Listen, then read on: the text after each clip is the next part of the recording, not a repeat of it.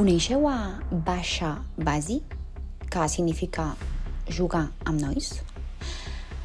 Sabíeu que a l'Afganistan hi ha hagut una pràctica coneguda com a Basha Bazi. Significa literalment jugar amb nois i consisteix en obligar a nens o adolescents a vestir-se amb roba femenina i ballar davant d'homes adults.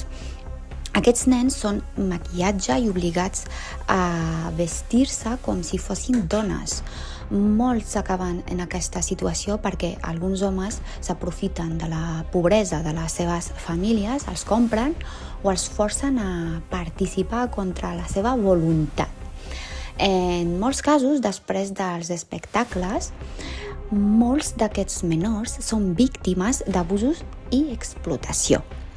És important aclarir que això no representa la cultura afganesa. En general, molts afganesos rebutgen aquesta pràctica i també ha estat condemnada per líders religiosos, governs i organitzacions internacionals. Avui dia és il·legal, tot i que encara es denuncien casos en algunes zones.